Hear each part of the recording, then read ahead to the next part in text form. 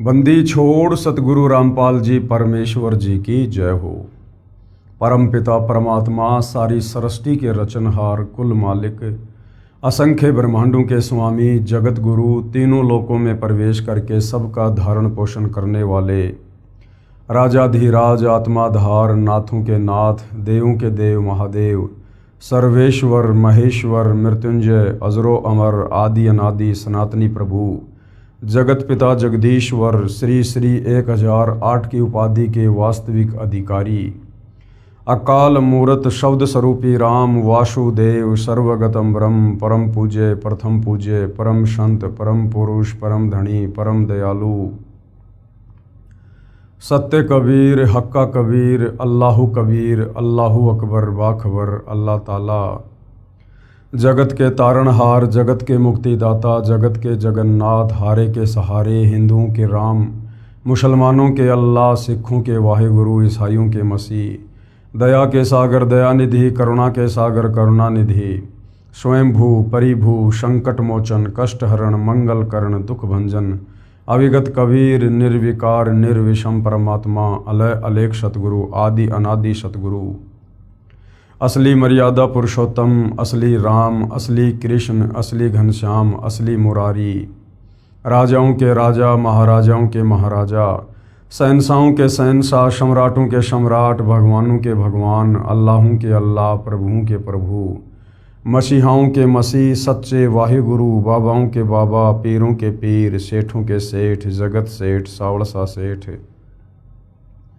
सर्वगुण संपन्न अनंत कोटि कलाओं के स्वामी अनंत कोटि ब्रह्मांडों के नायक योगियों में महायोगी ध्यानियों में महाध्यानी सिद्धों में परम सिद्ध ज्ञानियों में तत्व ज्ञानी ब्रह्म ज्ञानी महाज्ञानी परम ज्ञानी सर्वश्रेष्ठ ज्ञानी विज्ञानी युवा कबीर समर्थ कबीर असमवात अमित ओजा सच्चे रहनुमा करीम अल्लाह सुबहान अल्लाह दुनिया के अंतिम पैगंबर 8 सितंबर 1951 से गांव धनाना जिला सोनीपत हरियाणा भारतवर्ष की पावन भूमि पे प्रकट रियल कल की भगवान श्री नारायण साकार हरि श्री बाबा साहेब नूर अनंत परमात्मा सच्चे दरवेश सच्चे बाखबर संत शिरोमणि सतगुरु रामपाल जी परमेश्वर जी के चरण कमल में आप और हम सभी भाई बहनों का अनंत कोटि दंडवत प्रणाम।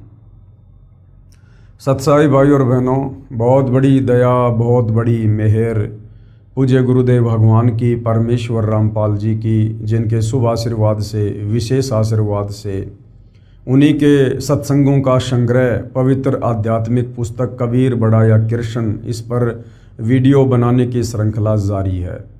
इसी श्रृंखला में आज हमारा ये 14वें नंबर का वीडियो है और इस पवित्र पुस्तक कबीर बड़ा या कृष्ण इसके प्रत्येक वीडियो से हमें भक्ति मार्ग के विषय में अध्यात्म के विषय में वो सब कुछ जानने और समझने को उपलब्ध हो रहा है जिसकी तलाश हम आत्माओं को युगों युगों से थी सदियों से थी, किंतु तत्व ज्ञान के अभाव में हमारे नादान धर्मगुरु एकमात्र संस्कृत भाषा के विद्वान होने के चलते हमें इन धर्मशास्त्रों का सार निकाल कर नहीं दे पाए कि वास्तव में एक पूर्ण परमात्मा कौन है, किस पूर्ण परमात्मा की भक्ति करनी चाहिए, उसकी पूजा विधि क्या है, जिस कारण से सदियों से शास्त्र विरुद्ध साधना करने के चलते हमारे पूर्वज भी प्रेत योनियों को प्राप्त हुए और वर्तमान में हमारे नादान धर्मगुरु वही शास्त्र विरुद्ध साधना करवाकर हमें भी उन्हीं के पास उन प्रेत योनियों में भेजने की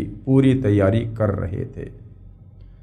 भला हुआ पूज्य गुरुदेव सतगुरु रामपाल जी का जिन्होंने सर्वधर्मों के सर्वधर्म शास्त्रों का सार निकाल कर सत्संगों के माध्यम से पवित्र पुस्तकों के माध्यम से परमात्मा चाहने वाली आत्माओं के समक्ष सार्वजनिक कर दिया। अब भाई और बहनों, जिन्होंने वास्तव में परमात्मा चाहिए पूर्ण मोक्ष चाहिए उन आत्माओं के लिए तो किसी भी प्रकार का कोई भी संशय कोई भी शंका भक्ति मार्ग की सतगुरु रामपाल जी ने नहीं छोड़ी है। यदि आप ध्यान से YouTube पर उनके सत्संग सुनेंगे, टीवी चैनल पर सुनेंगे या उनके कर कमलों द्वारा लिखित पुस्तकों को पढ़ेंगे तो सर्व धर्मशास्त्रों से सर्व प्रमाण देखकर आप जी दांतों तले उंगली दबाएंगे कि अध्यात्म का जो खजाना हमारे धर्म ग्रंथों में छुपा हुआ था वो आज तक हमें हमारे धर्म गुरु नहीं बता पाए। अब सतगुरु रामपाल जी ने पूरे विश्व के मानव समाज पर रजा की है, दया की है। तो बुद्धिमान व्यक्ति उनकी रजा का भरपूर फायदा भी उठाएगा। अन्यथा ये मनुष्य जन्म जो केवल परमेश्वर प्राप्ति के लिए मिलता है, 184 योनियां भोगने के बाद मिलता है, शास्त्र विरुद्ध साधना करके हम इसको फिर से यूं ही बर्बाद करके चले जाएंगे और योगों योगों इस काल के कोलू में पिसते रहेंगे, असहनीय पीड़ा भोगते रहेंगे। तो भाइयों और बहनों, पवित्र पुस्तक कबीर बड़ा या कृष्ण, इस पर हमारा जो टॉपिक चल रहा है वो है जनता की अदालत। और जनता की अदालत के ऊपर ये जितने भी वीडियो बन रहे हैं, वीडियो नंबर 5 से जनता की अदालत में मामला चला था। किस बात को लेकर कि हु इज सुप्रीम गॉड, सर्वशक्तिमान एक परमात्मा कौन है, कबीर बड़ा या कृष्ण। 5 नंबर वीडियो से शुरू हुआ था और आज हमारा ये 14वें नंबर का वीडियो है और आगे भी इस विषय पर वीडियो बनेंगे। यदि आपने कंप्लीट वीडियो देख लिए तो आप जी ये कह नहीं सकते कि मुझे किसी ने अध्यात्म के विषय में बताया नहीं या किसी ने समझाया नहीं, जब आप धर्मराज के दरबार में खाली हाथ खड़े होंगे। तो आज जनता की अदालत में हमारा जो विषय है वो वही है कि कबीर बड़ा या कृष्ण। और एक तरफ जनता की अदालत में श्री कृष्ण उर्फ विष्णु जी के वकील बनकर सर्व हिंदू धर्म गुरु खड़े हैं, तो दूसरी तरफ कबीर जी के वकील के रूप में सतगुरु रामपाल जी खड़े हैं। और जनता जो जो सवाल अध्यात्म के विषय में करती जा रही है, सतगुरु रामपाल जी उनकी प्रत्येक शंका का समाधान, उनके प्रत्येक सवाल का जवाब शास्त्र प्रमाणित तरीके से पेश कर रहे हैं। अभी तक जनता की बहुत सारी शंकाओं का समाधान हो चुका है। आगे जनता की अदालत में जनता ने कुछ और प्रश्न सतगुरु रामपाल जी के समक्ष अध्यात्म को जानने के विषय में प्रस्तुत किए हैं और किस प्रकार से सतगुरु रामपाल जी उनका शास्त्र प्रमाणित जवाब दे रहे हैं। तो पवित्र पुस्तक कबीर बड़ा या कृष्ण, जनता का अगला सवाल है, क्या क्षर पुरुष यानी जो नाशवान है, जो जन्म और मरण में है, जिसको ब्रह्म भी कहते हैं, जिसको काल कहते हैं, जिसने गीता का ज्ञान श्री कृष्ण जी में प्रेतवत प्रवेश करके दिया था, ब्रह्मा विष्णु महेश का पिता, दुर्गा का पति, ये क्षर पुरुष ब्रह्म। तो जनता कह रही है, क्या क्षर पुरुष अर्थात ब्रह्म की पूजा भक्ति करनी चाहिए या नहीं। उत्तर दे रहे हैं कबीर जी के वकील सतगुरु रामपाल जी, यदि पूर्ण मोक्ष चाहते हो तो गीता अध्याय 15 श्लोक 4 में बताया है कि तत्व ज्ञान प्राप्ति के पश्चात परमेश्वर के उस परम पद की खोज करनी चाहिए जहां जाने के पश्चात साधक लौटकर फिर कभी संसार में जन्म नहीं लेता। यदि पूर्ण मोक्ष चाहते हो, यदि पूर्ण मोक्ष चाहते हो, पूर्ण मोक्ष क्या होता है? जहां जाने के बाद जन्म और मरण का चक्र सदा सदा के लिए समाप्त हो जाए, जहां जाने के बाद ये जीव आत्मा फिर कभी लौटकर इस काल के गंदे 21 ब्रह्मांड में आकर गधा कुत्ता सुअर ना बने, नरक ना भोगे, तपतशिला का कष्ट ना भोगे, जहां जाने के बाद इस आत्मा को किसी भी वस्तु का कोई अभाव ना हो, जहां जाने के बाद हमें 5 तत्व का नहीं बल्कि 1 तत्व का नूरी शरीर प्राप्त हो, जिस शरीर में ना कोई रोग है, ना कोई शोक है, ना बुढ़ापा है, ना बीमारी है, ना कोई टेंशन है, उसको कहते हैं पूर्ण मोक्ष। यानी परम पद प्राप्त करने के बाद, सतलोक प्राप्त करने के बाद हम ये कह सकते हैं कि अब हम पूर्णतया मुक्त हैं। तो यदि पूर्ण मोक्ष चाहते हो तो गीता अध्याय 15 श्लोक 4 में बताया गया है क्या कि तत्व ज्ञान प्राप्ति के पश्चात। अब ये तत्व ज्ञान की प्राप्ति कैसे होगी? ये गीता अध्याय 4 श्लोक नंबर 34 में गीता ज्ञानदाता ब्रह्म ने बताया कि किसी तत्वदर्शी संत की खोज कर। वो तत्वदर्शी संत तुझे कंप्लीट वे ऑफ वर्शिप बताएगा, पूर्ण परमात्मा की भक्ति विधि बताएगा। गीता अध्याय 17 श्लोक 23 में जो 3 मंत्र हैं ओम तत्सत, उनका तुझे कंप्लीट भेद बताएगा और वही अधिकारी गुरु होगा दीक्षा देने का। उस तत्वदर्शी संत की खोज कर, फिर उसके बताए अनुसार भक्ति कर और आजीवन मर्यादा में रहेगा तो तेरा पूर्ण मोक्ष होगा। तो भाइयों और बहनों, ज्ञान होना कोई बड़ी बात नहीं है। ज्ञान होने के बाद यदि हमारा समाधान नहीं हुआ, यदि हमें वो मूल वस्तु प्राप्त नहीं हुई तो फिर हमारा ज्ञान लेना भी व्यर्थ हो जाता है। तो आज ज्ञान भी है और आज समाधान भी है। समाधान यानी आज वो तत्वदर्शी संत धरती पर साक्षात प्रकट है सतगुरु रामपाल जी के नाम से। जो इस काल ब्रह्म ने अर्जुन को सलाह दी थी कि किसी तत्वदर्शी संत की खोज कर, अर्जुन तो नहीं कर पाया, उसका दुर्भाग्य। लेकिन आज इस पृथ्वी पर प्रत्येक मानव शरीरधारी स्त्री या पुरुष का परम सौभाग्य कि आज वह तत्वदर्शी संत जो गीता अध्याय 4 श्लोक 34 में वर्णित है, आज वो धरती पर सतगुरु रामपाल जी के नाम से प्रकट है। आज यदि हम जरा सा बुद्धि विवेक का इस्तेमाल करें, उनके सत्संगों को ध्यान से सुने और उनसे उपदेश लेकर मर्यादा में रहकर भक्ति करें तो निश्चित ही हम परम गति को प्राप्त हो सकते हैं। गीता अध्याय 15 श्लोक 4 में बताया है कि तत्व ज्ञान की प्राप्ति के पश्चात परमेश्वर के उस परम पद की खोज करनी चाहिए जहां जाने के बाद साधक यानी भगत लौटकर फिर कभी संसार में जन्म नहीं लेता, इस काल के गंदे संसार में जन्म नहीं लेता। तो क्षर पुरुष यानी जो ब्रह्म है, जो काल है, जो संसार रूपी वृक्ष की डार है, इसकी पूजा भक्ति नहीं करनी चाहिए, क्योंकि इस ब्रह्म की भक्ति से, ओम नाम की भक्ति से, इसके ब्रह्मलोक में जाने से हम पूर्णतया मुक्त नहीं हो पाएंगे। इसके ब्रह्मलोक में जाने के पश्चात भी हम जन्म और मरण में ही रहेंगे।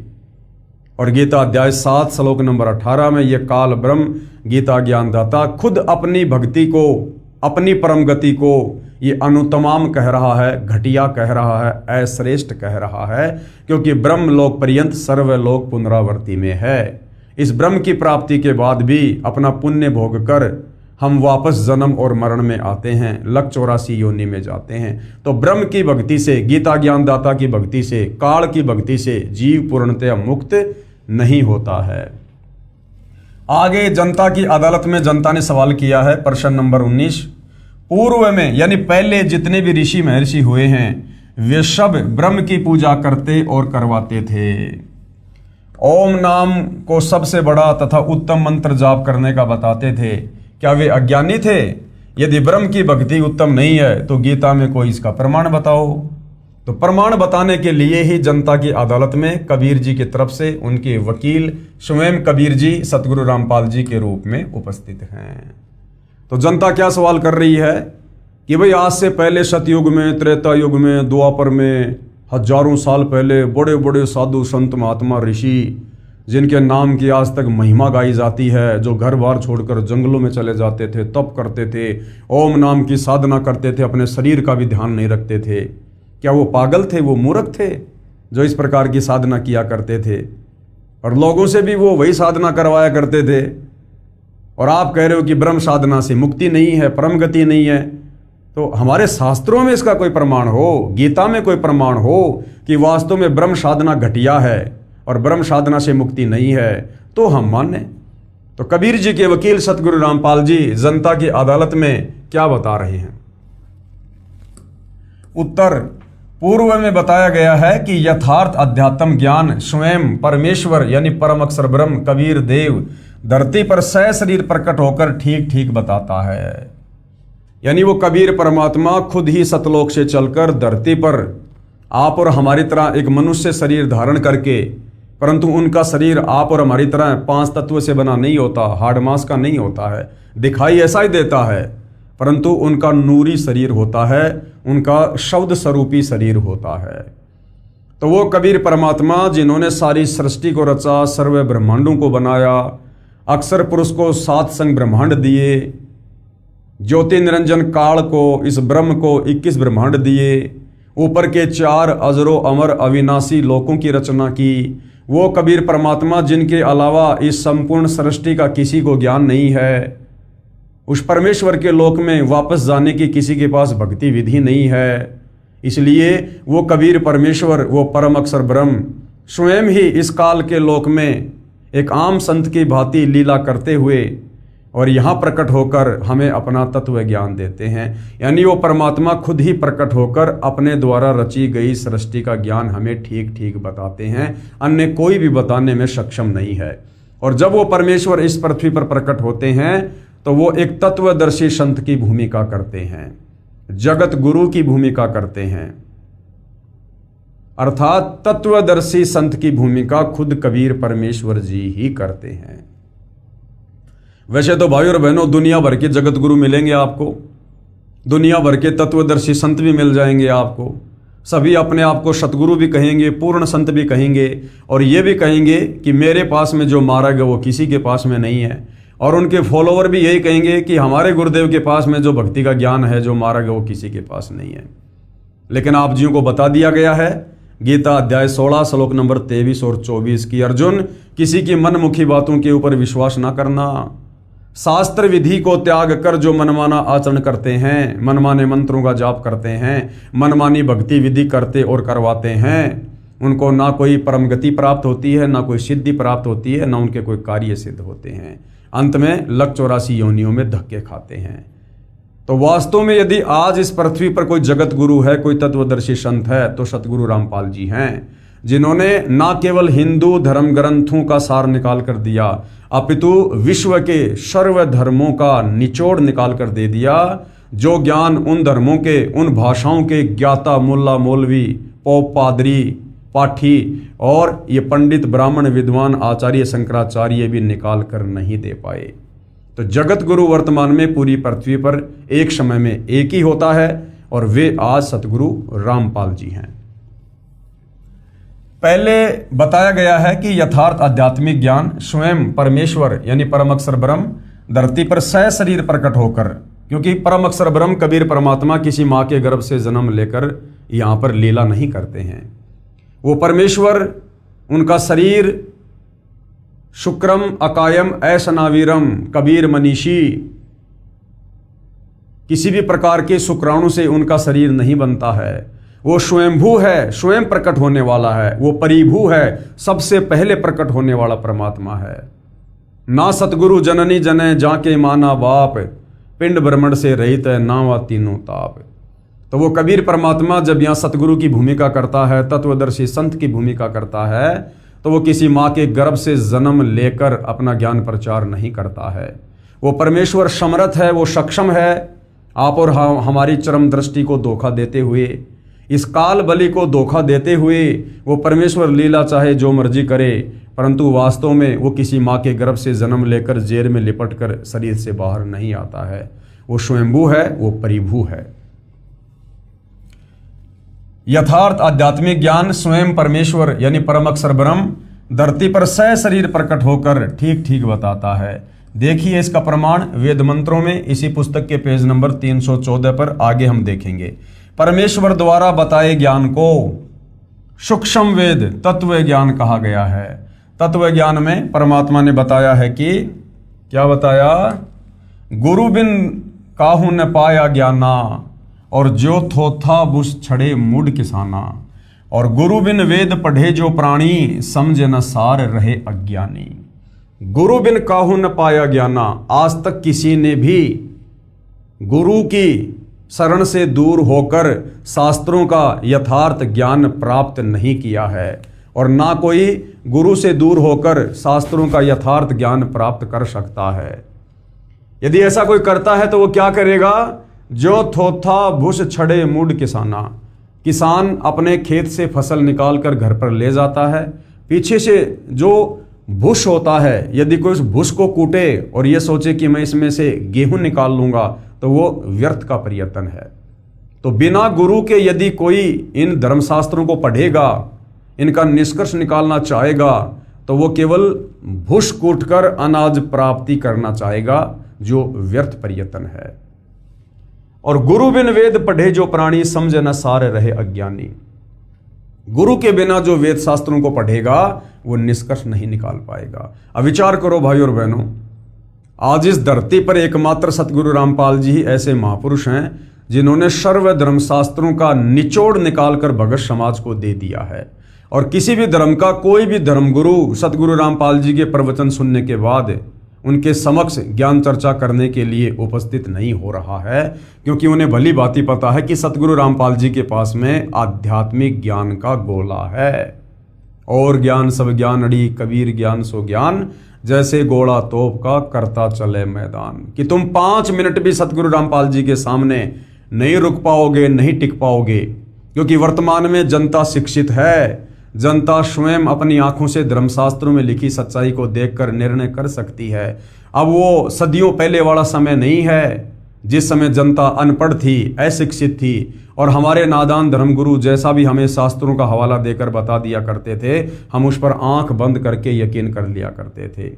जिस कारण से किसी भी धर्म का कोई भी धर्मगुरु सतगुरु रामपाल जी के बार बार ज्ञान चर्चा के लिए आमंत्रित करने के बाद भी उनके समक्ष उपस्थित होकर भगत समाज का मार्गदर्शन करने के लिए नहीं आ रहा है। तो विचार करो भाइयों और बहनों, सतगुरु रामपाल जी ने 17 फरवरी 1988 को आदरणीय राम देवानंद जी से लीलामय तरीके से नाम दीक्षा प्राप्त की, और केवल 6 वर्ष उन्होंने आदरणीय राम देवानंद जी के एक सुयोग्य शिष्य बनकर भक्ति करने की भूमिका की। और आदरणीय राम देवानंद जी जो अनपढ़ थे, उन्होंने ना कभी गीता पढ़ी, ना कभी वेद पढ़े, ना कोई धर्मशास्त्र उन्होंने पढ़ा, ना कभी उन्होंने अपने भक्तों को पढ़ाया, और उन राम देवानंद जी की शरण में रहकर मात्र 6 साल में सतगुरु रामपाल जी ने विश्व के समस्त धर्म ग्रंथों का निष्कर्ष निकाल दिया, सार निकाल दिया। जो गलतियां मुसलमान धर्म के मुल्ला मौलवियों ने, स्कॉलर ने, अनुवादकर्ताओं ने पवित्र कुरान शरीफ में, कुरान मजीद में, तौरात में, ज़बूर में, इंजिल में की हुई हैं, जो गलतियां हिंदू धर्म के आचार्यों ने, शंकराचार्यों ने, गीता अनुवादकों ने वेदों के अनुवाद करते समय, गीता का अनुवाद करते समय, पुराणों का अनुवाद करते समय की हुई हैं, वो तमाम गलतियां सतगुरु रामपाल जी ने सार्वजनिक भी कर दी और उन गलतियों को ठीक भी कर दिया। अब विचार करो भाइयों और बहनों, जिसका गुरु अनपढ़ और उस गुरु की संगति करके मात्र 6 साल में, क्या इस पृथ्वी पर ऐसा कोई व्यक्ति हो सकता है जो समस्त धर्मशास्त्रों का निष्कर्ष निकाल कर दे दे? और आदरणीय गरीबदास जी का 5वां वेद सूक्ष्म वेद सदग्रंथ साहिब, उसमें विश्व की सभी भाषाओं के शब्दों का समावेश है, और उस सदग्रंथ साहिब का खुलासा सन 1994 से सन 2000 तक सतगुरु रामपाल जी ने किया। क्या यह किसी व्यक्ति के द्वारा करना संभव है? बिल्कुल भी नहीं है। इसलिए जैसा कि वेदों में लिखा है, परमेश्वर की महिमा में लिखा है कि वो परमात्मा अपने ज्ञान का प्रचार प्रसार करने के लिए, अपने ज्ञान का संदेशवाहक बनकर, अपने ज्ञान का दूत बनकर स्वयं ही सतलोक से चलकर इस पृथ्वी पर सशरीर प्रकट होता है और एक तत्वदर्शी संत की भूमिका करके प्रचार प्रसार करता है। तो निसंदेह वर्तमान में धरती पर स्वयं कबीर परमेश्वर सतगुरु रामपाल जी के रूप में प्रकट हैं, जिन्होंने आज न केवल हिंदू समाज में परमात्मा चाहने वाली आत्माओं के लिए, अपितु सर्व धर्मों में परमात्मा चाहने वाली आत्माओं के लिए उन धर्मों के धर्म ग्रंथों का निष्कर्ष निकालकर अनेकों पुस्तकें बना दी हैं। इस पुस्तक के अलावा आप जी एक पुस्तक है हिंदू साहिबान नहीं समझे गीता वेद पुराण, आप इसको पढ़ सकते हैं, ये प्रमाणित पुस्तक है। मुसलमान नहीं समझे ज्ञान कुरान, आप इस पुस्तक को पढ़ सकते हैं। ये मुसलमान धर्म की पवित्र 4 उन कतेबों के ज्ञान से प्रमाणित है। इसके साथ ही सिख धर्म के गुरु ग्रंथ साहिब का और ईसाइयों की बाइबल का सतगुरु रामपाल जी ने सार निकाल कर दे रखा है। तो ये किसी व्यक्ति विशेष की या किसी इंसान विशेष की बस की बात नहीं है। सतगुरु रामपाल जी स्वयं परम ब्रह्म हैं, ये साक्षात कबीर परमेश्वर हैं, जो आप और हमारे आत्म कल्याण के लिए धरती पर प्रकट हैं। और हमने इनके सत्संगों को ध्यान से सुनकर, इनके ज्ञान को समझकर, इनसे उपदेश प्राप्त करके आजीवन मर्यादा में रहकर भक्ति करके अपनी आत्मा का कल्याण करवाना चाहिए। तो गुरु बिन काहू न पाया ज्ञाना, जो थोथा भू छड़े मूड किसाना, गुरु बिन वेद पढ़े जो प्राणी, और समझे न सार रहे अज्ञानी। जिन महर्षियों व महर्षियों को सतगुरु नहीं मिला, उनकी ये दशा थी कि वेद पढ़ते थे परंतु वेदों का सार नहीं समझ सके। सर्वप्रथम 21 ब्रह्मांड में वेद सागर मंथन के दौरान इस ब्रह्म ने काल ने श्री ब्रह्मा जी को दिए। ब्रह्मा जी ने 4 वेदों को पढ़ा, परंतु ब्रह्मा जी भी 4 वेदों का सार आज तक नहीं समझ पा रहे। आज तक ना श्री विष्णु जी समझ पा रहे, ना श्री शंकर जी समझ पा रहे। तो सोचिए भाइयों और बहनों, फिर नीचे 21 ब्रह्मांड में, तीनों लोकों में और कौन प्राणी है जो इन वेदों को पढ़कर इनका निष्कर्ष निकाल सकता है। और सतगुरु रामपाल जी ने निष्कर्ष निकालकर सार्वजनिक भी कर दिया है। तो सतगुरु रामपाल जी कोई सामान्य व्यक्ति या संत नहीं, ये साक्षात परम ब्रह्म परमेश्वर हैं। जिन महर्षियों व ऋषियों को सतगुरु नहीं मिला, उनकी ये दशा थी कि वेद पढ़ते थे परंतु वेदों का सार नहीं समझ सके। उदाहरण के लिए श्री देवी पुराण सचित्र मोटा टाइप, गीता प्रेस गोरखपुर से प्रकाशित, इसके 6ठे स्कंद के 4थे अध्याय में पेज नंबर 425 में लिखा है, क्या लिखा हुआ है कि सतयुग के ब्राह्मण यानी विद्वान लोग, महर्षि लोग जो आध्यात्मिक क्षेत्र में जनता का मार्गदर्शन करते हैं, उनको ब्राह्मण कहते हैं। ब्राह्मण सोई जो ब्रह्म पहचाने और पंडित सोई जो पिंड की जाने। ये जो जातिगत हिसाब से ब्राह्मण और पंडित हैं, यहाँ पर इन लोगों की बात नहीं हो रही है। ये वर्तमान के ब्राह्मण पंडित, कोई अपना नौकरी करता है, कोई अपना व्यापार करता है, कोई बिजनेस करता है, ये लोग आध्यात्मिक रूप से किसी का मार्गदर्शन नहीं करते हैं। इसलिए शास्त्रों में जहाँ जहाँ भी पंडित और ये ब्राह्मण शब्द है, ये उन लोगों के लिए है जो आध्यात्मिक क्षेत्र में गुरु बनकर लोगों का मार्गदर्शन करते हैं। तो कहा गया है कि सतयुग के ब्राह्मण यानी महर्षि वेद के पूर्ण विद्वान होते थे और श्री देवी दुर्गा की पूजा करते थे, देवी का मंदिर गांव-गांव बनवाते थे। जबकि चारों वेदों में पवित्र गीता जी में श्री देवी दुर्गा की पूजा करने का कोई विधान नहीं है, ना देवी का मंदिर बनाकर पूजा करने का कोई विधान है। फिर ये हमारे नादान धर्म गुरु आचार्य, ये महर्षि जन, ये ऋषि जन, ये वेदों के विपरीत साधना भगत समाज से करवा रहे थे। ये इनका अपना मनमाना आचरण था, जबकि इनको परम विद्वान की संज्ञा दी जा रही है वेद व्यास जी के द्वारा। जबकि ये देवी दुर्गा की पूजा करते थे और करवाते थे, अर्थात शास्त्र विधि को त्याग के मनमाना आचरण ये हमारे महर्षि जन, ये विद्वान लोग, ये ब्राह्मण लोग, ये सतयुग से करते आ रहे हैं, सतयुग से। इसलिए भाइयों और बहनों, आज तक पूरे विश्व का मानव शास्त्र विरुद्ध साधना करके और भयंकर तरीके से काल के जाल में फंसा हुआ है, जन्म और मरण के चक्कर में पड़ा हुआ है, लख 84 योनियों में पीड़ा सहन कर रहा है। अब सतगुरु रामपाल जी ने आकर वो 9 मन उलझा हुआ सूत सुलझाया है, जो इन महर्षियों ने सदियों से उलझा रखा था। 9 मन सूत उलझिया ऋषि रहे झकमार, और सतगुरु ऐसा सुलझा दे फिर उलझे न दूजी बार। तो जो आध्यात्मिक ज्ञान इन महर्षियों ने पूरी तरह से उलझा रखा था, अपनी मनमुखी थ्योरी समाज में पेश करके और शास्त्रों का हवाला देकर कि हम जो भी कुछ बता रहे हैं, जो भी कुछ भक्ति कर रहे हैं, ये शास्त्रों में लिखा है। अब सतगुरु रामपाल जी ने आकर इसको सुलझाया है और अब ये इस कलयुग में दोबारा से उलझने वाला नहीं है, भले कोई भक्ति करियो या ना करियो। कि सतयुग के ब्राह्मण यानी महर्षि वेद के पूर्ण विद्वान होते थे और श्री देवी दुर्गा की पूजा करते थे, देवी का मंदिर गांव-गांव बनवाते थे। विचार किया जाए, वेदों में तथा गीता में कहीं नहीं लिखा है कि श्री देवी दुर्गा जी की पूजा करो और उसके मंदिर बनवाओ। ऋषिजन पढ़ते थे वेद और कर्म सब वेद विरुद्ध करते थे, तो क्या खाक विद्वान थे।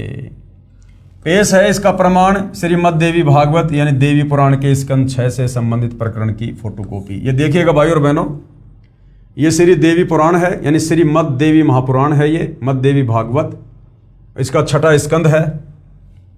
जन्मेजय ने पूछा, महाभाग किस युग में कैसा धर्म का स्वरूप है, इस संपूर्ण विषय को विशेष रूप से बताने की कृपया करें। जन्मेजय ने श्री वेदव्यास जी से पूछा कि मुझे सतयुग के बारे में, त्रेता युग के बारे में, द्वापर के बारे में बताइए कि उस समय धर्म किस प्रकार से होता था, लोग क्या क्या भक्ति करते थे, क्या क्या पूजा पाठ किया करते थे, भक्ति भाव की क्या स्थिति थी। तो वेदव्यास जी क्या बोले, राजन ये निश्चय है कि सतयुग में ब्राह्मण वेद के पूर्ण विद्वान थे। ये वेदव्यास जी के अपने खुद के विचार हैं, ये शास्त्रों में नहीं लिखा हुआ है कि सतयुग के ब्राह्मण विद्वान वेदों के पूर्ण विद्वान थे। नहीं, ये वेदव्यास जी के अपने विचार हैं जो जन्मेजय जी को बता रहे हैं। देखिएगा, राजन, ये निश्चय है कि सतयुग में ब्राह्मण वेद के पूर्ण विद्वान थे। उनके द्वारा निरंतर भगवती जगदम्बा की आराधना होती थी, जबकि वेदों में कोई जिक्र नहीं है जगदम्बा की भक्ति का।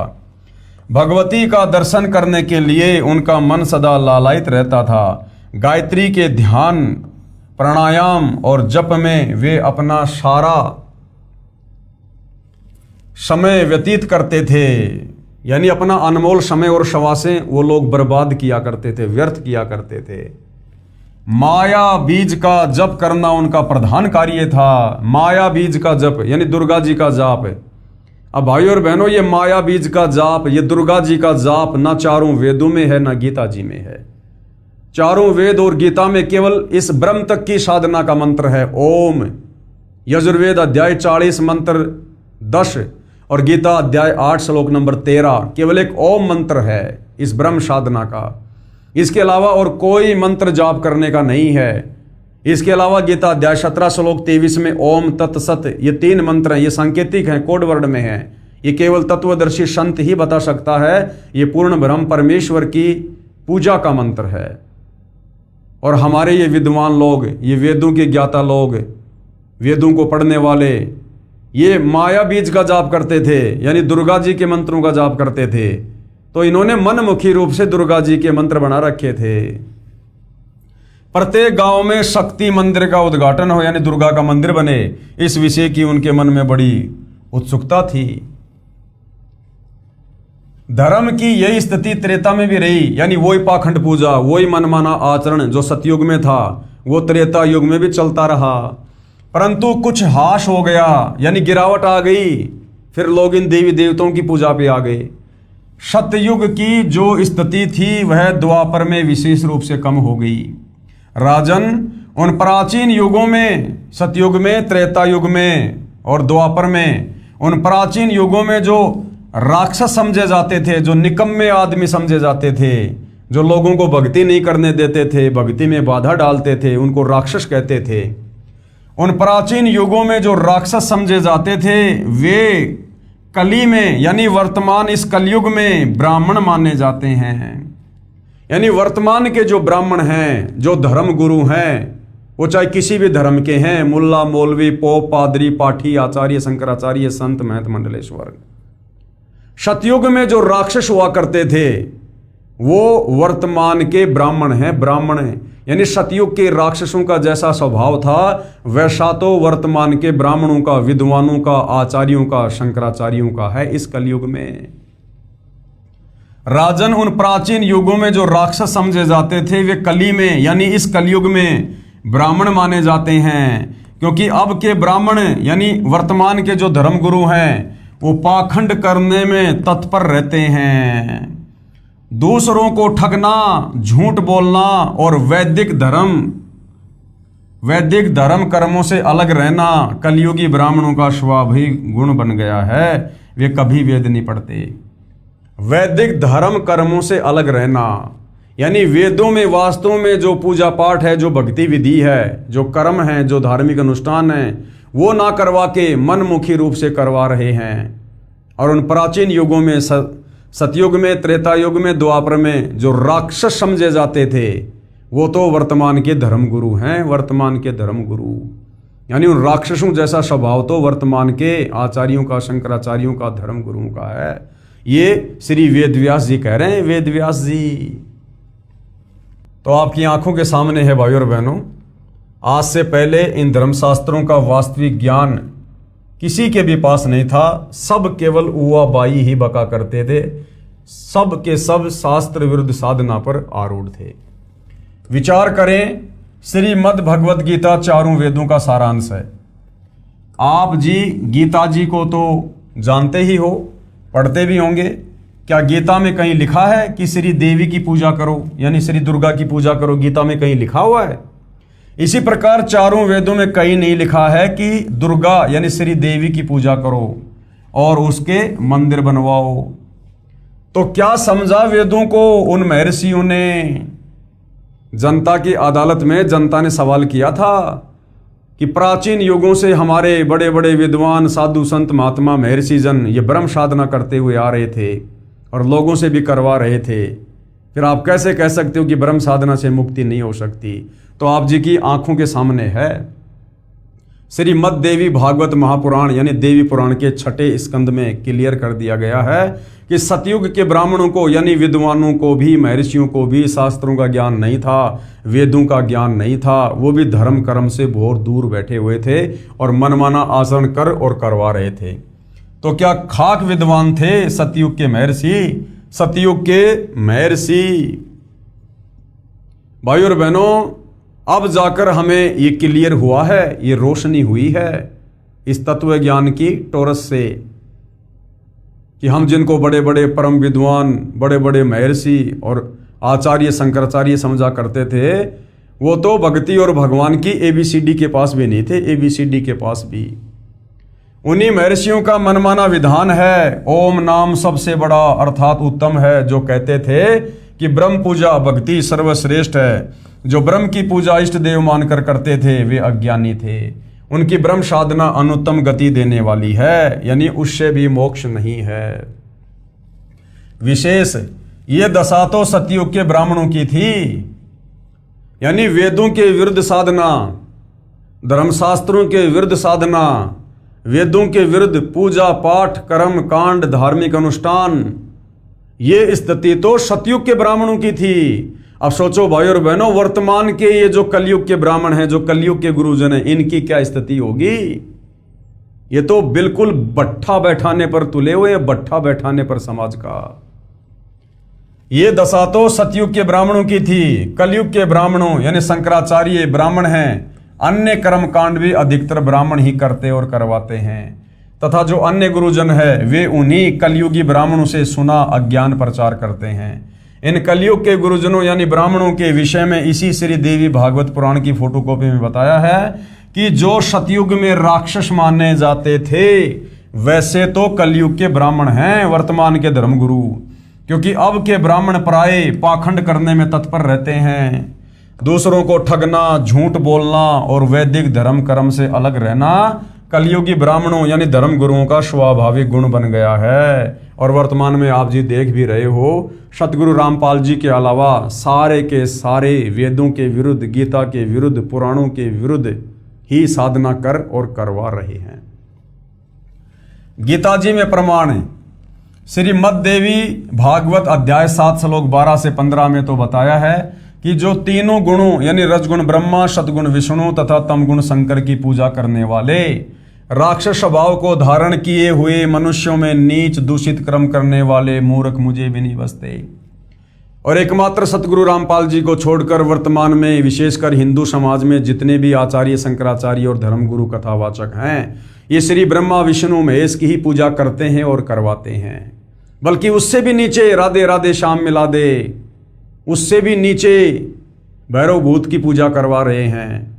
इसीलिए गीता ज्ञानदाता ने, काल ब्रह्म ने गीता अध्याय 7 श्लोक नंबर 12 से 15 में ब्रह्मा विष्णु महेश और उससे नीचे इन देवी देवताओं की पूजा करने और करवाने वालों को 4 गालियां दी हैं।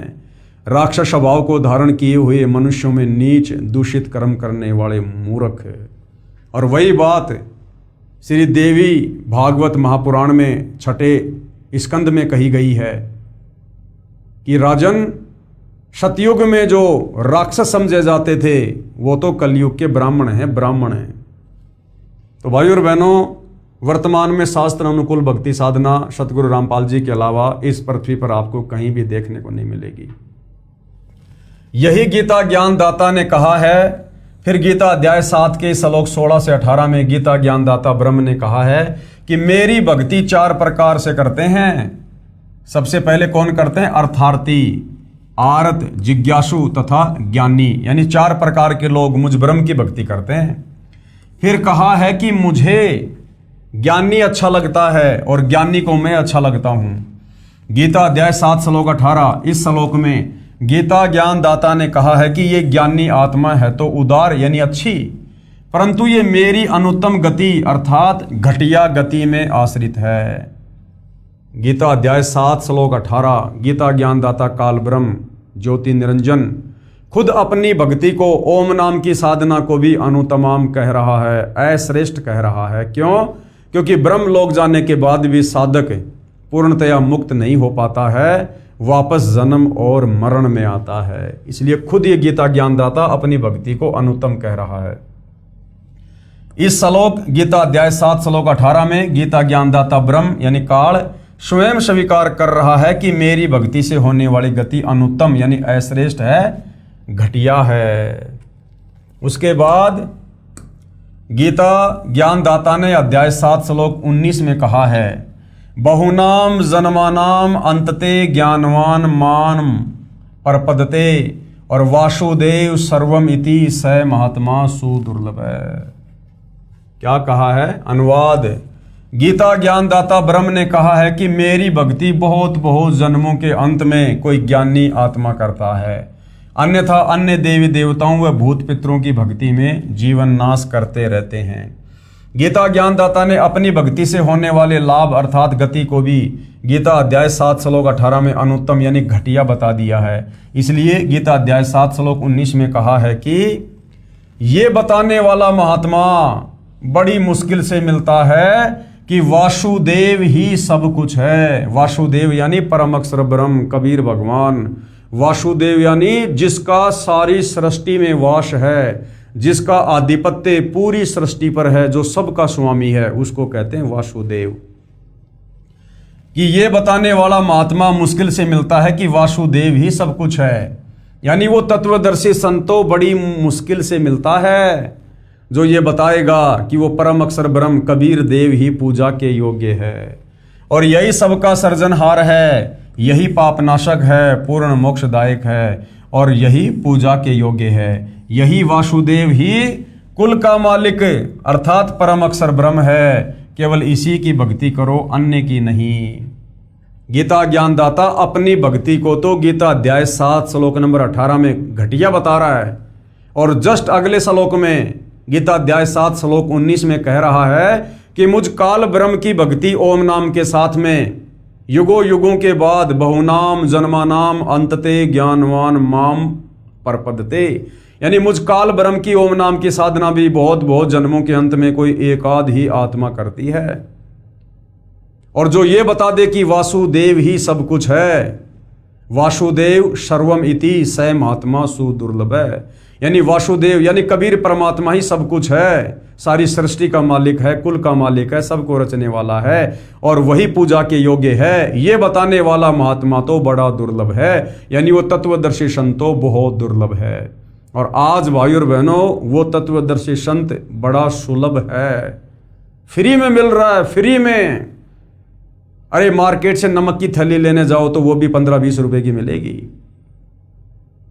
और वो तत्वदर्शी संत, ऋषि संत महात्मा ज्ञानी सतयुग त्रेता द्वापर में हजारों लाखों साल की उम्र हुआ करती थी, पूरा का पूरा जीवन उस परमात्मा की प्राप्ति में बिता दिया, उसकी छाया के दर्शन भी नहीं कर पाए और आज वो वासुदेव, वो कबीर परमात्मा तत्वदर्शी संत के रूप में धरती पर सहज में उपलब्ध है। तो भाई और बहनों, अगर जरा भी बुद्धि रखते हो तो सतगुरु रामपाल जी के सत्संग प्रवचन सुनना शुरू कर दो और अपनी आत्मा के कल्याण के लिए उनसे दीक्षा लेकर भक्ति शुरू कर दो। अन्यथा काल का षड्यंत्र बहुत भयंकर बताया है। युगों युगों दोबारा हमारा दाव नहीं लगेगा, मौका नहीं लगेगा। ये तत्वदर्शी संत खोजने से नहीं मिलता है, ये खुद आकर मिलता है, खुद।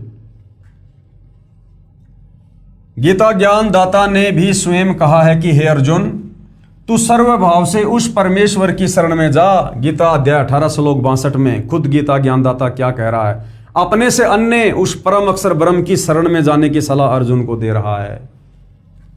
हे अर्जुन, तू सर्वभाव से यानी और सारी पूजा छोड़कर उस परमेश्वर की शरण में जा। उस परमेश्वर की कृपा से ही तू परम शांति को तथा सनातन परम धाम यानी सतलोक को प्राप्त होगा, यानी तेरा पूर्ण मोक्ष होगा।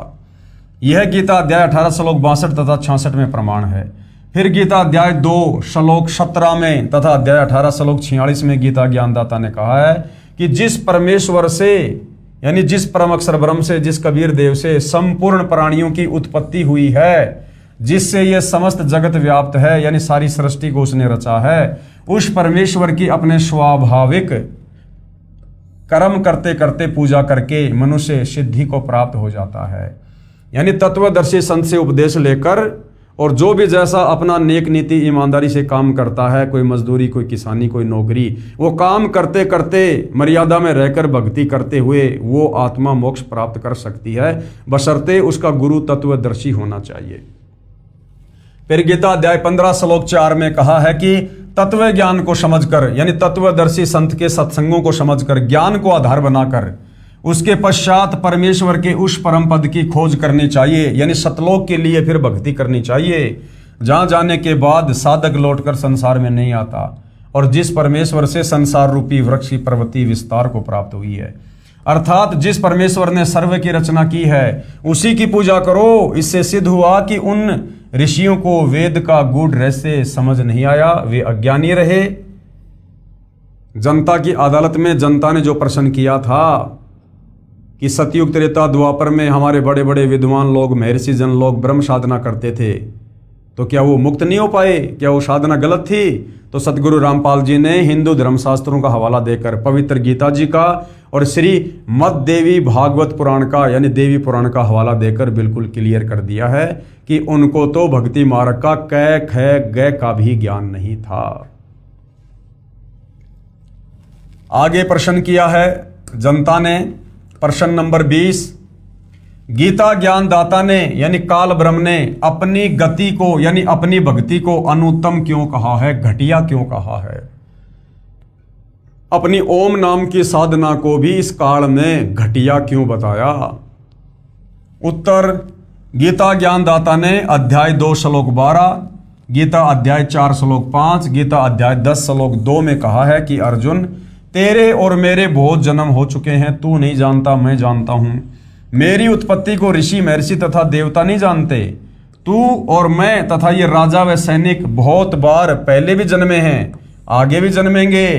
पाठक जन विचार करें, जब ब्रह्म कह रहा है यानी काल खुद कह रहा है कि मेरा भी जन्म मरण होता है, तो ब्रह्म के पुजारी को गीता अध्याय 15 श्लोक 4 वाली गति यानी मोक्ष प्राप्त नहीं हो सकती, यानी परम गति प्राप्त नहीं हो सकती।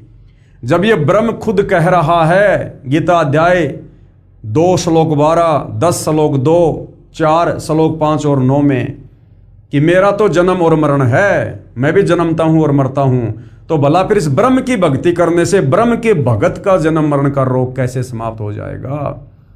इसलिए ये खुद गीता अध्याय 7 श्लोक 18 में अपनी ब्रह्म भक्ति को भी अनुत्तम कह रहा है, घटिया कह रहा है, अश्रेष्ठ कह रहा है।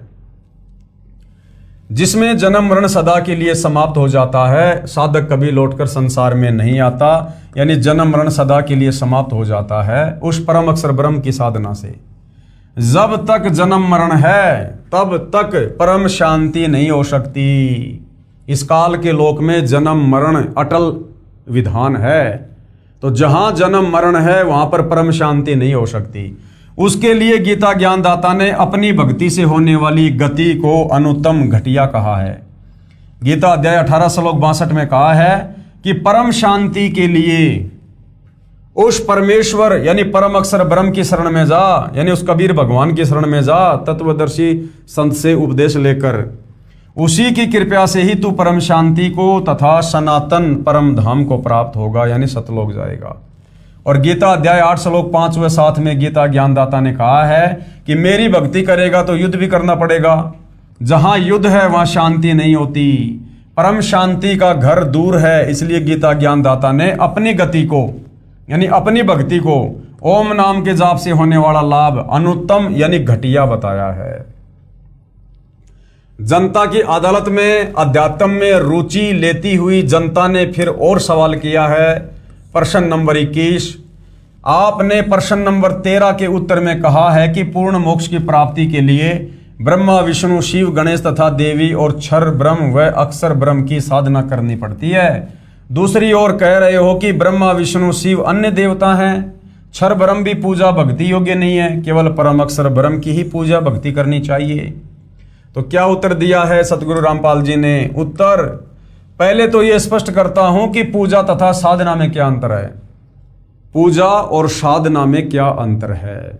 जो ये कहा गया है ना कि पूर्ण मोक्ष प्राप्ति के लिए आपने ब्रह्मा, विष्णु, महेश की भी साधना करनी पड़ेगी, ब्रह्म की साधना भी करनी पड़ेगी, दुर्गा की साधना भी करनी पड़ेगी, और अक्षर पुरुष की साधना भी करनी पड़ेगी। तो गुरुदेव भगवान कह रहे हैं कि मैंने पूजा के लिए नहीं कहा, मैंने साधना के लिए कहा है। साधना और पूजा में रात और दिन का अंतर है। पूजा तो हमने परम अक्षर ब्रह्म कबीर देव की करनी है अपना इष्ट मानकर, परंतु जब तक हम यहाँ इस काल के लोक में फंसे हुए हैं, हमारे ऊपर इन सभी का ऋण चढ़ा हुआ है। इनका ऋण उतारने के लिए इनके मंत्रों का जाप करना पड़ेगा, और उन मंत्रों के जाप करने को साधना कहते हैं। साधना मजदूरी, ना कि पूजा। पहले तो ये स्पष्ट करता हूं कि पूजा तथा साधना में क्या अंतर है।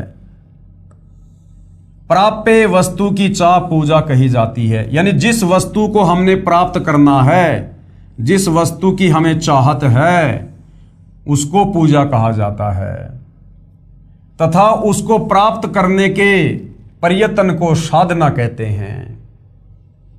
हमें जो वस्तु प्राप्त करनी होती है वो हमारी पूजा है, और उसको प्राप्त करने के लिए हम जो प्रयत्न करेंगे उसको कहते हैं साधना मजदूरी। जैसे किसी प्यासे व्यक्ति ने जल पीना है, अब वो जल उसका इष्ट है, उसे जल की चाहत है, जल उसकी पूजा है, जल उसका पूज्य है, लेकिन जमीन से जल बाहर निकालने के लिए जो मेहनत करनी पड़ेगी, जो प्रयत्न करना पड़ेगा, उसको साधना कहते हैं। जैसे हैंड पंप से यदि हमने जल निकालना है तो हैंड पंप में बोकी मारनी पड़ेगी, पाइप को ऊपर नीचे करना पड़ेगा, वो साधना होती है, ना कि पूजा। इसी प्रकार हमने परम अक्षर ब्रह्म को प्राप्त करना है, तो परम अक्षर ब्रह्म हमारा पूज्य देव है, हमने पूजा करनी है परम अक्षर ब्रह्म की। लेकिन उसकी प्राप्ति के लिए हमने यहाँ जो मेहनत मजदूरी करके मंत्रों की जो हमने इनका ऋण उतारना है, काल के 21 ब्रह्मांड वाली शक्तियों का और इस अक्षर पुरुष का, तो हमने केवल वो इनके मंत्रों का जाप करके हमने केवल इनकी साधना करनी है, इनका ऋण उतारना, हमने इनका वो कर्जा उतारना है। और जब इनका कर्जा उतर जाएगा तो ये हमें मुक्त कर देंगे, और फिर हमें वो वस्तु प्राप्त हो जाएगी जिसके लिए हम प्रयत्न कर रहे थे। जो प्राप्य वस्तु है उसकी चाह पूजा कही जाती है, तथा उसको प्राप्त करने के प्रयत्न को साधना कहते हैं। उदाहरण, जैसे हमें जल प्राप्त करना है, ये हमारा प्राप्य है, हमें जल की चाह है। जल की प्राप्ति के लिए हैंडपंप लगाना पड़ेगा, हैंडपंप लगाने के लिए जो जो उपकरण प्रयोग किए जाएंगे, बोकी लगाई जाएगी, ये प्रयत्न है, यानी साधना है। इसी प्रकार परमेश्वर का वह परम पद प्राप्त करना हमारी चाह है, जहां जाने के पश्चात साधक लौटकर संसार में नहीं आता, यानी सतलोक।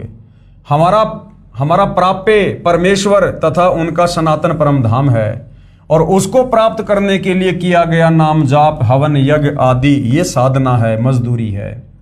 उस साधना से वो पूज्य वस्तु परमात्मा प्राप्त होगा। जैसे प्रश्न 13 के उत्तर में स्पष्ट किया गया है, वही सटीक उदाहरण है। उस पूर्ण मोक्ष के लिए 3 बार में दीक्षा कर्म पूरा करना होता है। अब किस प्रकार से दीक्षा दी जाती है, क्या क्या है वो दीक्षा का वो चरण। प्रथम नाम दीक्षा, यानी सबसे पहले जब आप सतगुरु रामपाल जी से उपदेश प्राप्त करोगे तो आपको जो प्रथम मंत्र दिया जाएगा उसको कहते हैं प्रथम नाम दीक्षा। और उसमें हमें किन किन देवी देवताओं के ये मंत्र दिए जाते हैं साधना करने के लिए। श्री ब्रह्मा जी का मंत्र दिया जाता है, श्री विष्णु जी का, श्री शिव जी का, श्री गणेश जी का और श्री देवी जी का। इनके मंत्रों की साधना की जाती है।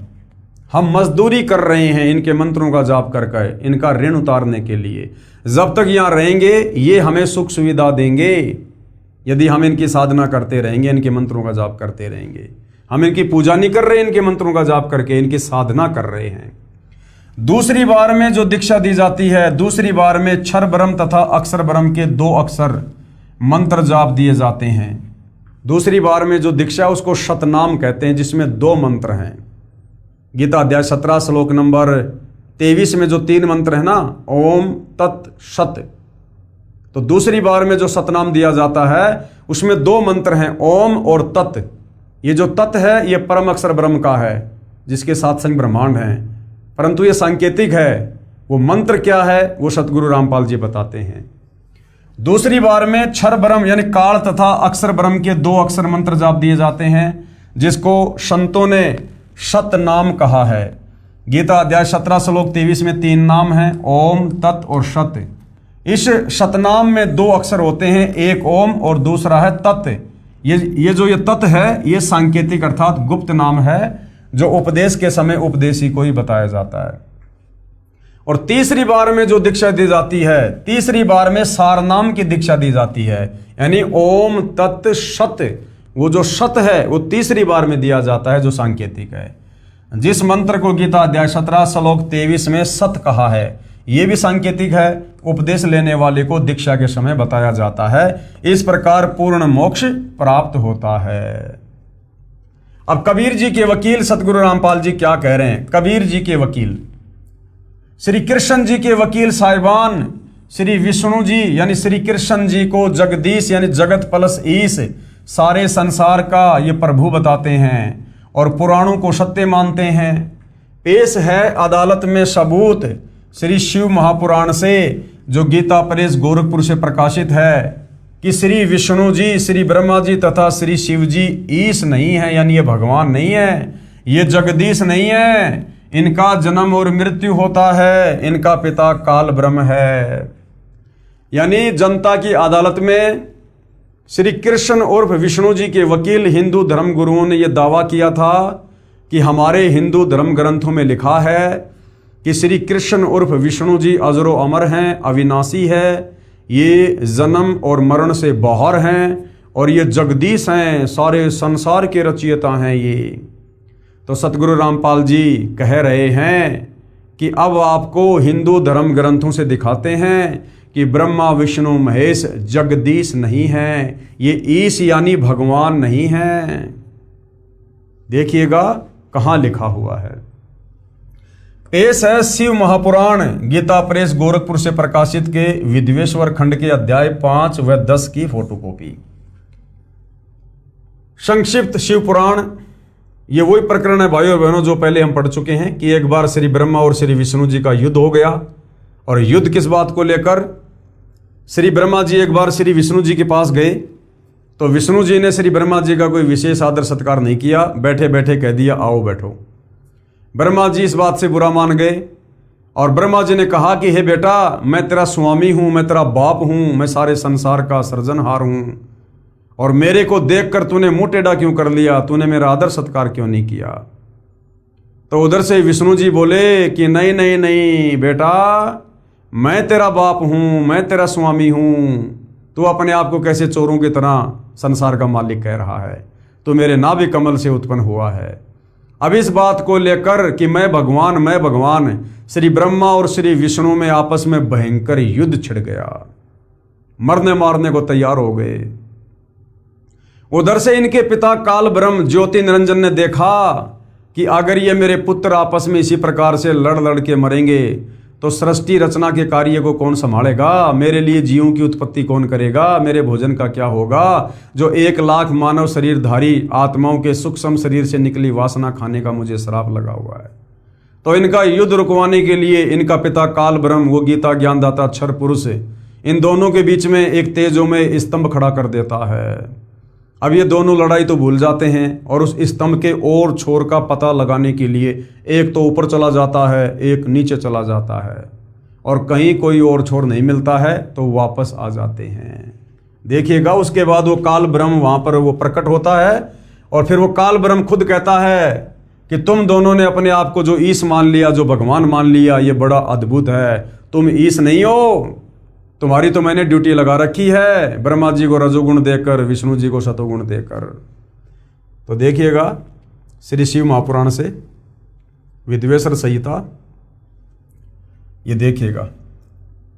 ब्रह्मा और विष्णु ने पूछा, हे प्रभु, सृष्टि आदि 5 इन कृत्यों के लक्षण क्या हैं?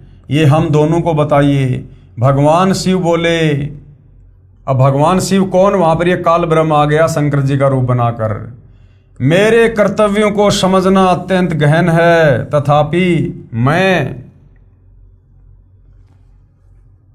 कृपा पूर्वक तुम्हें उनके विषय में बता रहा हूँ। ब्रह्मा और अच्युत, सृष्टि, पालन, संहार, तिरोभाव और अनुग्रह, ये 5 ही मेरे जगत संबंधी कार्य हैं जो नित्य सिद्ध हैं। संसार की रचना का जो आरंभ है उसी को सर्ग या सृष्टि कहते हैं। पुत्रो, शिव रूप में वो काल ब्रह्म क्या कह रहा है वहां प्रकट होकर ब्रह्मा और विष्णु को कि पुत्रो, यानी ये ब्रह्मा विष्णु महेश इस काल के पुत्र हैं। पुत्रो, तुम दोनों ने तपस्या करके प्रसन्न हुए मुझ परमेश्वर से सृष्टि और स्थिति नामक 2 ये कृत्य प्राप्त किए हैं। यानी ब्रह्मा जी को रजोगुण मिला है और विष्णु जी को शतोगुण। रजोगुण से ब्रह्मा जी जीवों की संतान उत्पत्ति करवाता है और विष्णु जी आपस में मोह ममता में बांध के रखता है। तो ये शिव रूप में काल कह रहा है कि ये दोनों के दोनों जो कार्य हैं ना, ये मैंने तुम्हारे को दिए हैं, ये दोनों तुम्हें बहुत प्रिय हैं। इसी प्रकार मेरी विभूति स्वरूप रुद्र यानी शंकर और महेश्वर में 2 अन्य उत्तम जो कृत्य संहार और तिरोभाव मुझसे प्राप्त किए हैं। और शंकर जी में जो तमोगुण है वो भी काल कह रहा है कि मैंने दिया है, परंतु अनुग्रह नामक जो कृत्य है दूसरा कोई नहीं पा सकता। रुद्र और महेश्वर अपने कर्म को भूले नहीं, इसलिए मैंने उनके लिए अपनी समानता प्रदान की। वे रूप, वेश, कृत्य, वाहन, आसन और आयुध आदि में समान ही हैं। मैंने पूर्व काल में अपने स्वरूप भूत मंत्र का उपदेश किया है जो ओंकार के रूप में प्रसिद्ध है। कह रहा कि मेरा ओम मंत्र है, ये काल ब्रह्म है। गीता अध्याय 8 श्लोक 13 में कह रहा है कि ओम इति एक अक्षर ब्रह्म व्यवर्ण माम अनुस्मरण।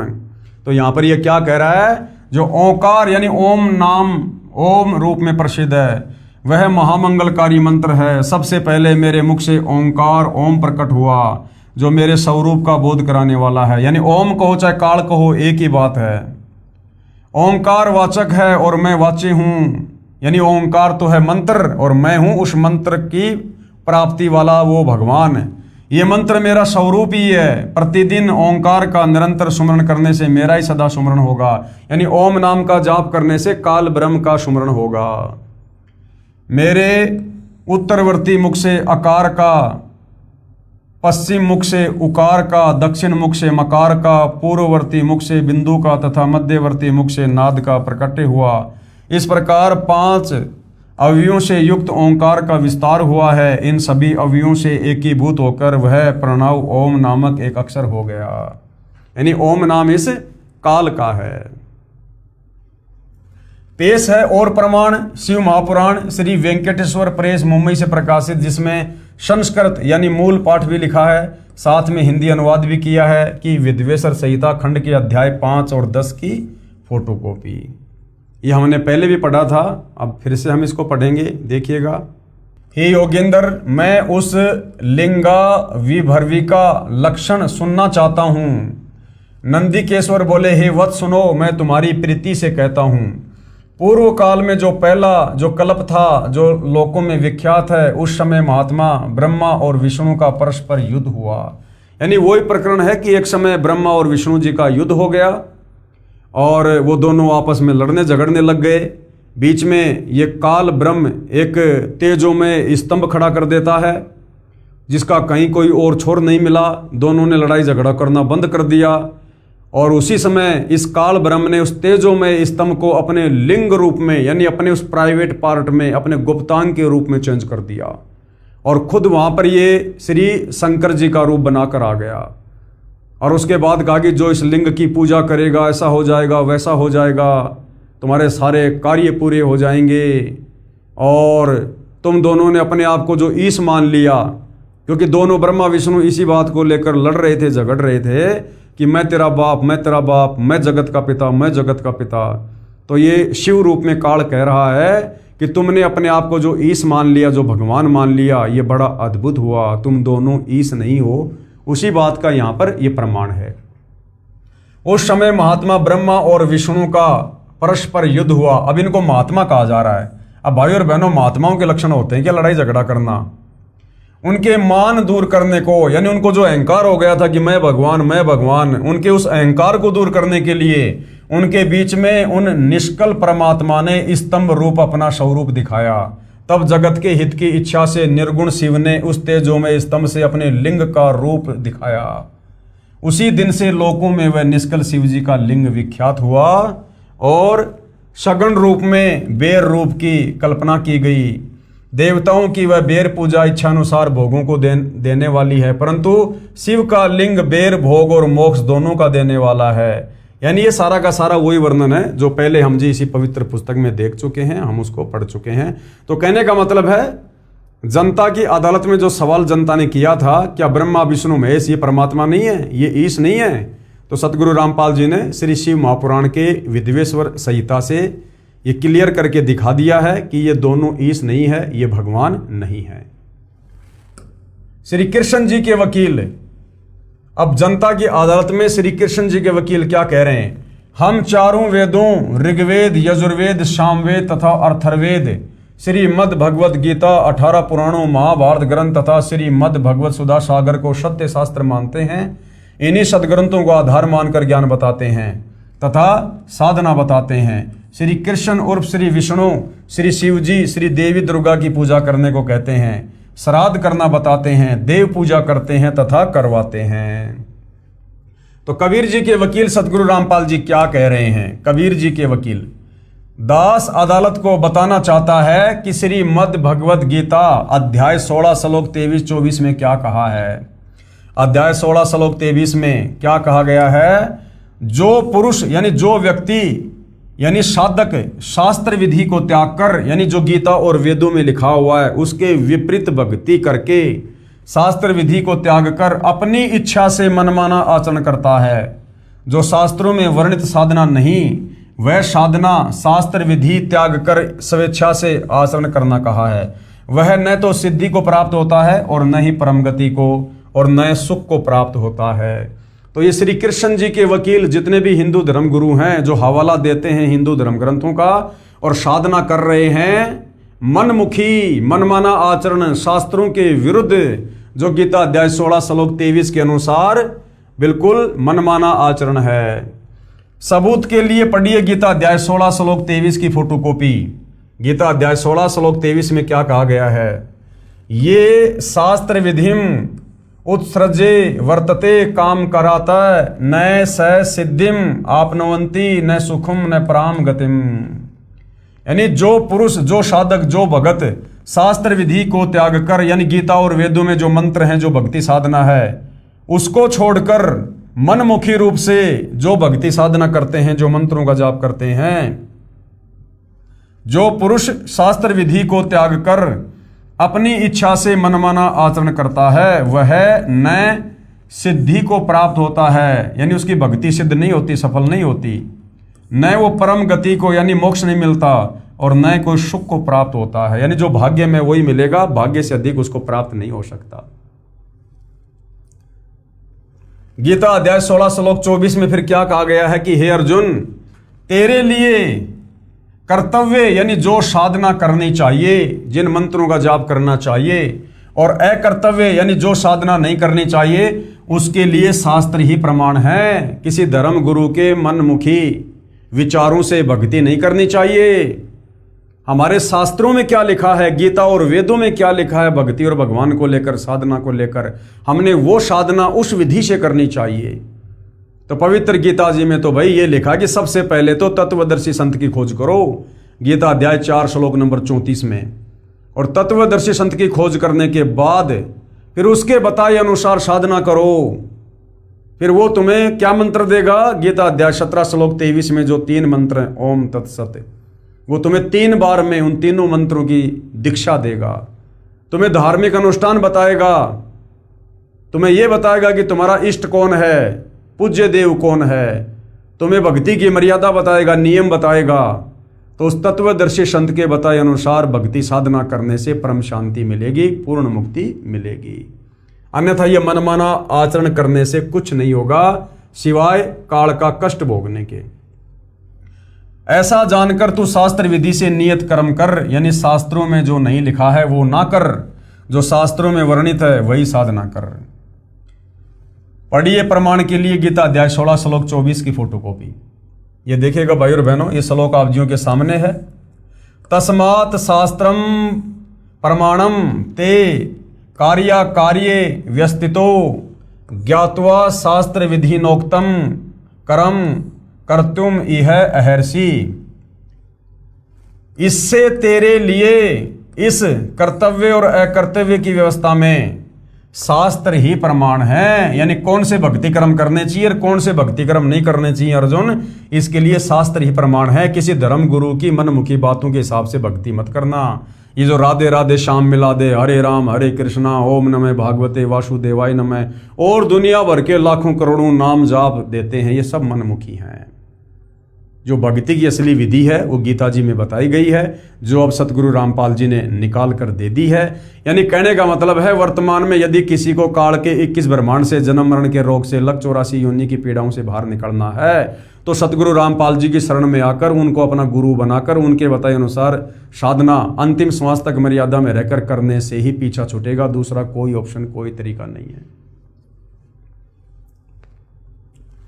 गीता वेदों व पुराणों में भी पितर व भूत पूजा मोक्षदायक नहीं बताई। अब क्या कहा गया है, गीता 4 वेदों और 18 पुराणों में ये जो पितर पूजा है, हमसे जो श्राद्ध निकलवाए जा रहे हैं, जो ये पितरों की पूजा करवाई जा रही है, भूत पूजा मोक्षदायक नहीं बताई है।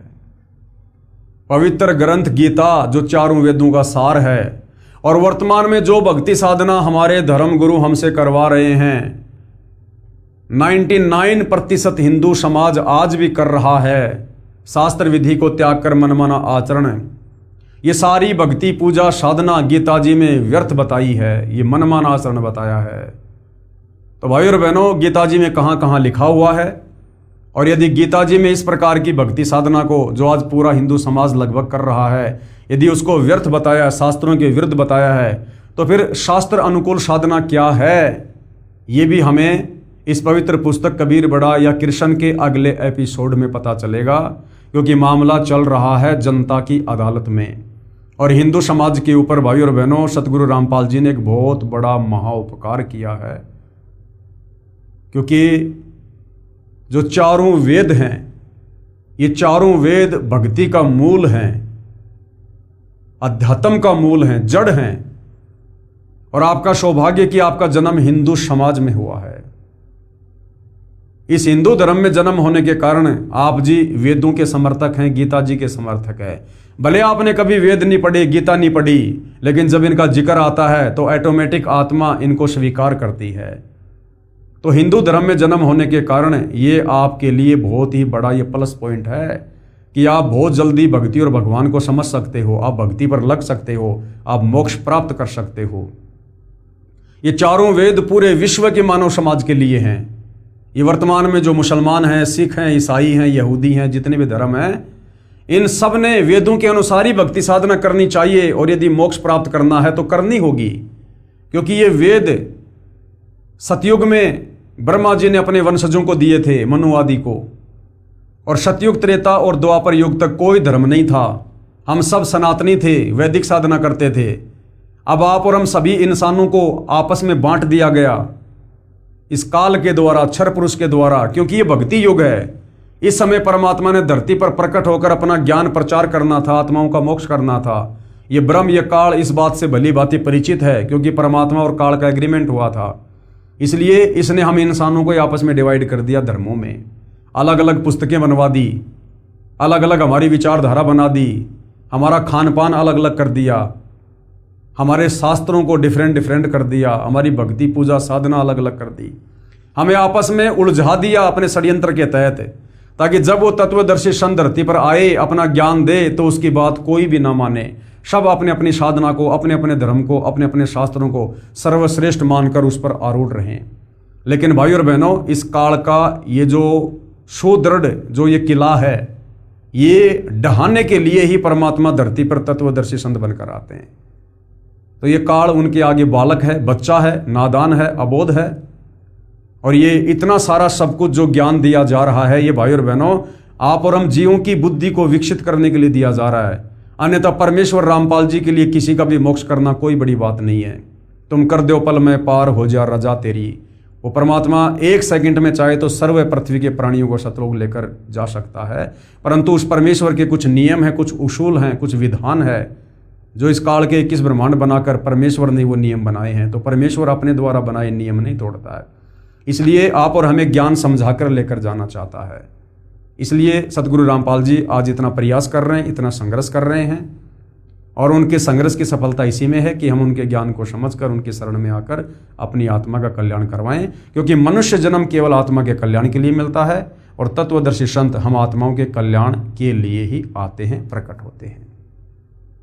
तो भाइयों और बहनों, जनता की अदालत में जो मामला चल रहा है, कबीर बड़ा या कृष्ण, इस मुद्दे पर हम अगले वीडियो में और विस्तार से जानकारी प्राप्त करेंगे, और इसी प्रकार से हम अपने धर्मशास्त्रों में लिखी सच्चाई से परिचित हो जाएंगे। हमारी आत्मा अंत में स्वीकार कर लेगी कि वर्तमान में हमें जो साधना हमारे नादान धर्मगुरुओं के द्वारा करवाई जा रही है, ये बिल्कुल व्यर्थ है, यूजलेस है, निरर्थक है, इसके कोई मायने नहीं है। और जो साधना सतगुरु रामपाल जी हमें बता रहे हैं, यही वो उत्तम साधना है जिससे हमारी आत्मा का कल्याण होगा। तो भाइयों और बहनों, आज के वीडियो में केवल इतना ही। परमेश्वर हम सबको आज्ञा दे, सद्बुद्धि दे, हमारा मार्गदर्शन करें, भ्रम ने भटकने से बचाएं।